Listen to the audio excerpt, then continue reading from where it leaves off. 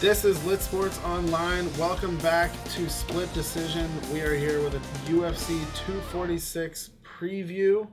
McGregor versus Cowboy Cerrone. We're going to cover the main card fights, so let's get to it. Where are we starting? We're going to start with Anthony Pettis versus Diego Ferreira for the lightweight. This is Anthony Pettis' return to lightweight. Mm-hmm. He went up to welterweight for a bit, had some success there. You know, we saw him with a fantastic knockout of Stephen Wonderboy Thompson, one of the best strikers in the game and a former title challenger. And he's coming back down to lightweight to face a guy in Diego Ferreira who is on a streak. You know, he's kind of an up-and-comer in the division, and he's looked really impressive in his last few wins. He came into the UFC known as a grappler, as a real strong, real great jiu-jitsu practitioner, but his striking has evolved, and he's got some wins in striking and finishes.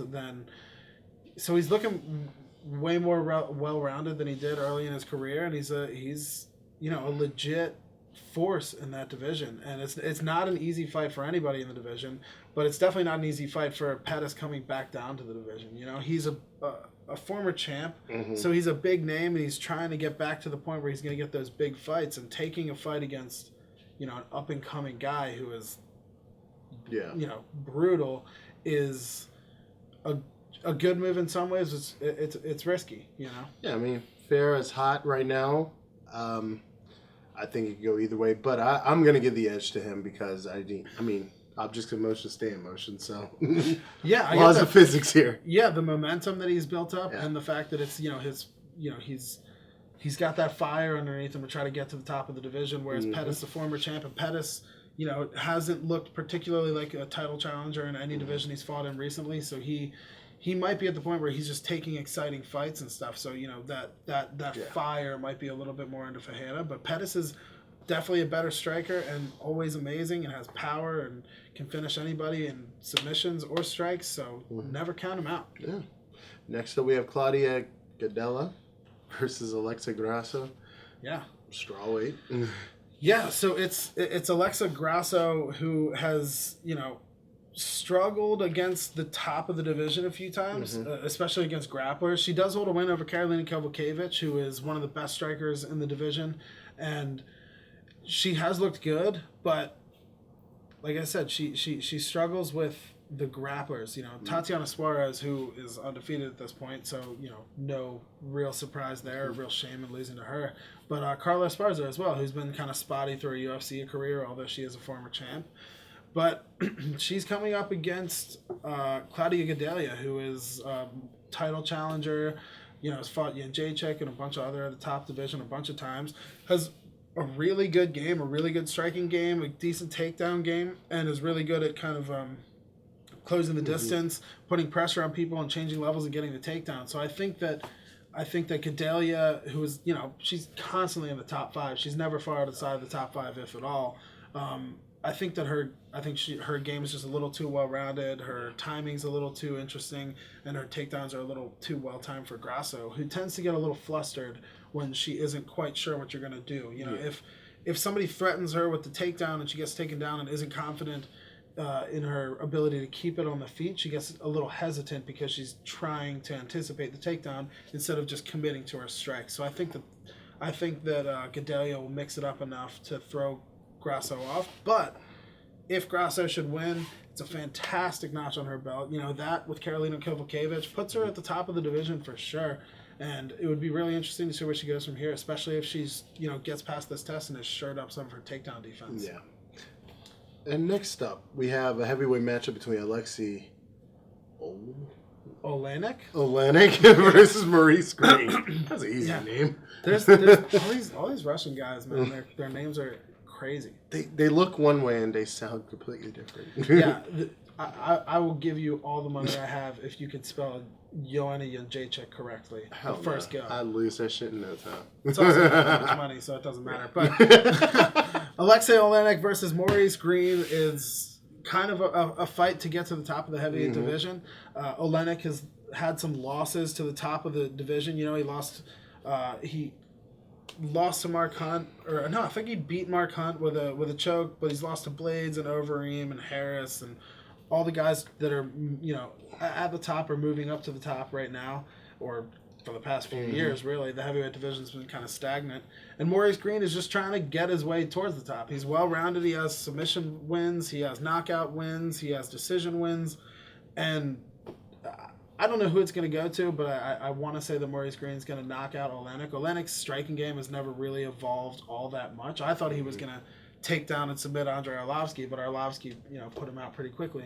So he does have a kind of signature choke with an arm-in triangle, but I think he's going to run into a well-rounded fighter in Maurice Greene who's not going to give him the chance to get that submission. And I think that's really Olynyk's only way to get the victory here. Yeah, I mean, being his first big test, and of course we know Olynyk has took on some big names. I think Greene, is definitely in a good position to overcome that and win.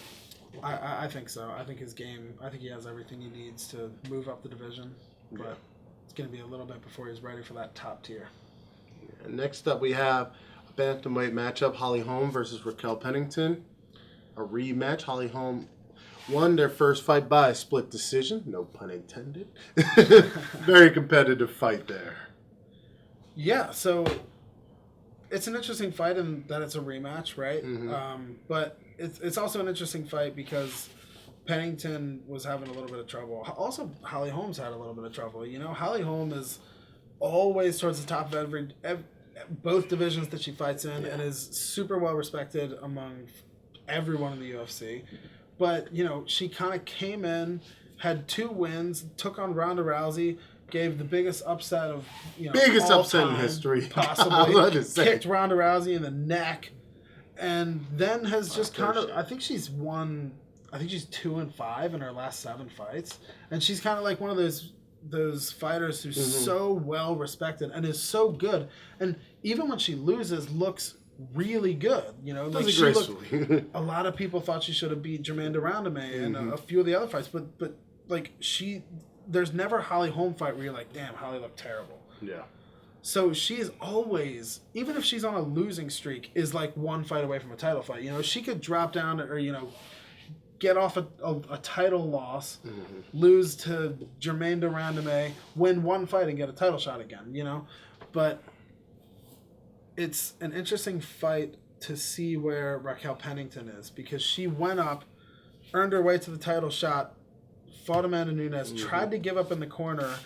Her cornerman advised her not to, convinced her to go back out, and then she got finished by Nunes in that next round. So it wasn't a great showing for Pennington, and then she went and lost, I think, to Germaine de Randamie, but I think she came back with a win over Irene Aldana. So it's good to see Pennington back in the win column. We'll see where her confidence is, where her game is, but I don't see this going much different than the original fight. I think that both women are strikers, but I think that Holly Holm has a longer game, a better game, and I don't think that Pennington has enough pressure to really nullify Holly Holm's striking game and take home the win.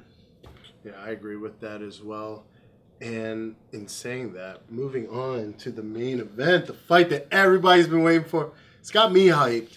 The Notorious Conor McGregor makes his return versus Donald Cowboy Cerrone in a welterweight matchup. What's up? Tell us about it. It's massive fight. Any Conor McGregor fight is it's huge. virtually the Super Bowl of whatever card. For me, every Cowboy Cerrone fight is huge. I will not miss a Cowboy fight. But any McGregor fight is the biggest fight of the year. He's a moneymaker, dude. He's the biggest star the UFC's ever had. And he's really the first big, superstar, larger-than-life superstar, I think. Yeah, I would say Ronda Rousey. Because she came out, Yeah, Ronda Rousey's now in Expendables movies and WWE. Ronda Rousey's amazing. I'm just waiting for Conor McGregor to make a WrestleMania. Yeah, that being said, dude, McGregor has made more money from UFC. McGregor's made more money from sports or sports entertainment than Ronda Rousey ever will, just because of that Mayweather boxing match. He made buku money there. He owns a whiskey and all this shit. Anyway, it's a super fun fight. It's a super fan-friendly fight, too, because, it's no secret that McGregor wants to strike. I don't think he has any submission wins. All of his losses are by submission. And the thing is, he's going up against a guy who has I don't know, 17 submission wins or like a ton of submission wins. Cowboy is a phenomenal grappler. And now, like, in his last few fights, he's held a submission win over a guy who swore he was going to go in there and strike with him in Mike Perry. Yeah. But then Cowboy's striking game became too much. Mike Perry went for a takedown. Cowboy reversed it, got the submission, game over, right? So conventional wisdom tells you if the fight goes to the ground, Cerrone's going to win. Yeah. Perfectly reasonable prediction there, you know? McGregor obviously holds... His big advantage is going to be his boxing is better, his footwork is better, his movement is better, his head movement is better, and his power is better. I think McGregor KO, maybe. Or if it's a striking fight, yeah, I don't see why not. Yeah, I think if McGregor wins, it's either going to be a KO or he's going to pace himself well and control the boxing range and the pace of the fight enough that he's able to outstrike and outpoint Cerrone and kind of overwhelm him and bewilder him with the striking game. So Cerrone is a phenomenal striker. Yeah. He's had some crazy highlight reel knockouts, some crazy highlight reel, combinations to finish fights. If you've never seen it, go watch Cowboy Cerrone knock out Rick Story. It's one of the coolest combos you'll ever see. It's so impressive. I mean, dude, he has a jab victory over Edson Barboza, one of the most respected strikers in the game. He submitted him after he knocked him down with a jab. But Cerrone is a fantastic striker in his own right. But what he struggles against is guys that put pressure on him, that kind of bully him. Cerrone is not great at fighting off his back foot. So if he's backing up, he's not great at kind of picking up from there and landing big finishing flurries or anything like that. And that's what McGregor does. McGregor likes to walk people down and counter-strike with big shots. He likes to put pressure, but also wait for them to move first. He pressures you and throws feints and jabs to get people to bite and start throwing at him so that he can time their punches and knock them out. That's exactly what he did with Jose Aldo. Was the best example of that. He walked out, took the center of the octagon, put a little bit of pressure on him. When Jose Aldo, who was emotionally worked up, coming into that fight, threw some big shots. McGregor stepped out of the way, landed that left, put him out in 13 seconds, right? So that's McGregor's game. So if McGregor is able to implement his game against Cowboy Cerrone, does not bode well for Cerrone. Yeah. And McGregor does have a good kicking game as well, so he fights well at distance, but Cerrone has head kick KOs, I think he has the most head kick KOs in the UFC. Yep. So for McGregor to stand at kicking distance or try to, implement a game plan at kicking distance, puts him in danger. It's kind of risky. Yeah, it's a big risky game. I mean, you're not just going to walk up to a guy, number one, that may have a longer leg reach that's known to knock you out that way. I mean, it's going to change McGregor's game just a bit. He's not going to be able just to go in, just how he wants to, honestly. Yeah, so he has to worry about a couple of things. He has to worry about the range where Cerrone can kick his legs because Cerrone's leg kicks are better than McGregor's. The only time we've really seen McGregor use a leg kick is against Nate Diaz, where Nate Diaz was the bigger guy with the bigger reach. So McGregor tried to limit his movement, which he may do with Cerrone because, again, he's a bigger guy. And Cerrone tends to stand more upright, so he's lighter on that left leg. So it's, his checking can be a little off, and if you hit his leg, it might whip it around a bit more. It's an effective strike against Cerrone. So I'm really interested to see how McGregor handles those distances because you have to deal with the leg kick distance, you have to deal with the body kick and head kick distance, and then you have to deal with the boxing range. And McGregor's best bet is to throw long kicks when he's at the leg kick distance to hit the body or feint to the head so that he can get in and land those bigger shots boxing. He has really, really great, straight punches right up the middle, and that is what we've seen work very well against Cerrone.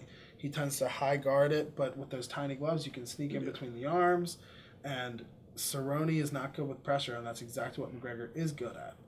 So, I mean, both of these guys, top of their weight class, honestly, and Conor McGregor, virtually the Mike Tyson of UFC, just that guy. Titles. Is that in the conversation right now?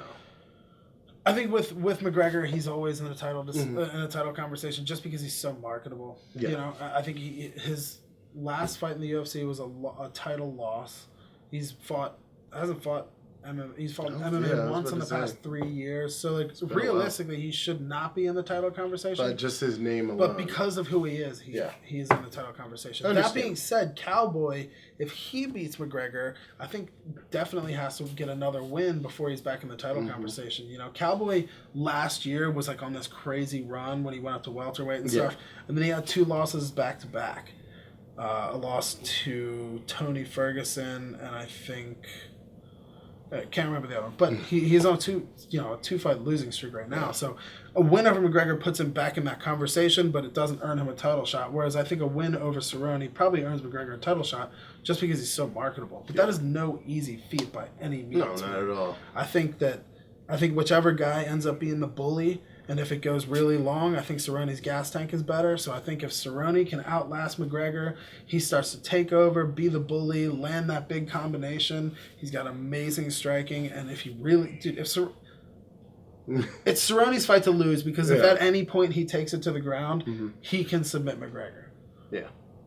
So, it's almost like if Cerrone loses... Could we see Conor McGregor tap out? Very possible. Yeah, I mean, we've seen it before. Yeah, it's not like it's something we haven't seen. Dude, Nate Diaz and Khabib Nurmagomedov. And Cerrone's up there with Diaz in submission game, man. It's almost like if Cerrone loses, he just chose to, you know, because he could have won with a different game plan. So that does it for our show. It's great to be on the table with you. Yes, sir. Split decision, man. I think this is my first time since we did the name change, actually. But nonetheless, don't forget to like and subscribe. We got some more videos coming up. We will likely be recapping this. And also, stay tuned for our new episode of Charm City Beat. And also, Third and Goal is back. So take care. Have a good night. 4, 3. We have beards. We have beards. Beard gang. Perfect for the outtakes. Go on. Who's starting this one? You. It's your show. Well, normally Justin. Anyway. Because Justin's a fuck.